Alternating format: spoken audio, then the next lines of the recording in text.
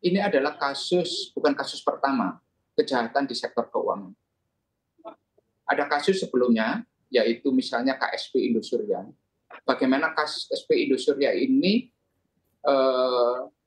penanganannya berlarut-larut, kemudian tidak jelas bagaimana ujungnya. Dan saya nggak tahu, kalau sektor keuangan ini ditangani oleh pihak penegak hukum, akan seperti apa? Karena apa? Jangan sampai kemudian kasus ini menjadi bancaan baru. Bagi siapa? Bagi aparat. Itu. Uangnya disita atau diapakan, tapi tidak kembali kepada pemegang polisnya. Itu. Ini yang kita harus hati-hati juga. Kita ini yang ada di sektor keuangan ini sangat hati-hati ketika penegak hukumnya itu mulai turun tangan.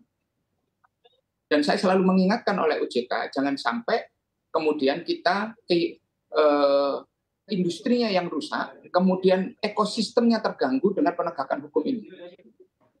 Tadi kita sangat harus pahami bahwa kewenangan yang dimiliki oleh OJK dalam mengatur, ya kan, mengawasi dan melindungi, itu kemudian rusak oleh kemudian kejadian yang seperti ini.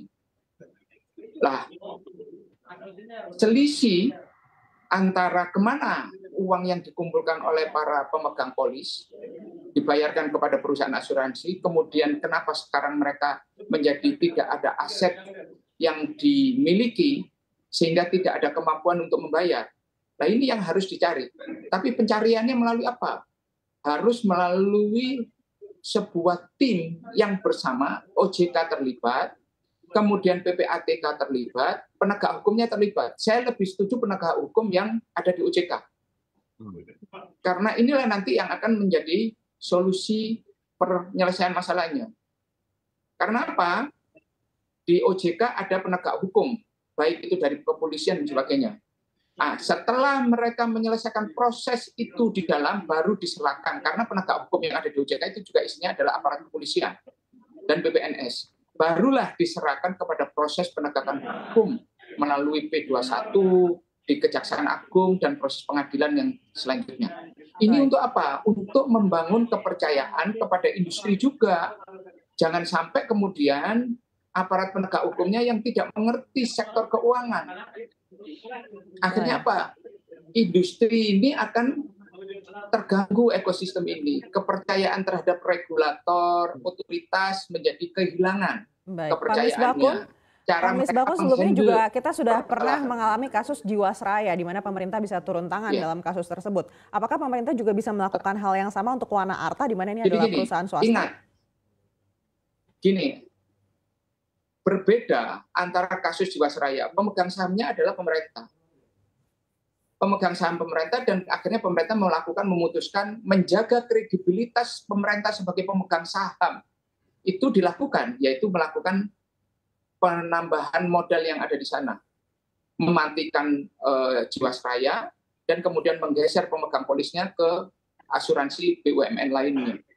Itu mekanismenya sangat mudah karena negara mempunyai ability, mempunyai kemampuan menjaga kredibilitasnya apa? Berapapun harganya akan dilakukan dengan menambahkan modal. Nah, ini kan swasta.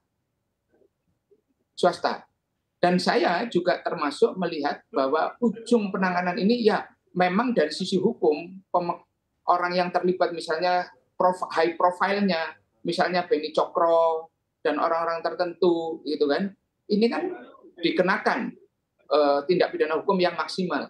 Tetapi atas jenis kejahatan yang seperti apa? Kejahatannya adalah korupsi karena menggunakan keuangan negara. Tetapi transaksi-transaksi yang terlibat di dalamnya, apakah bisa didalami secara mendalam sebagai sebuah mata rantai white collar crime? Belum diungkap di pengadilan. Baik. Itu.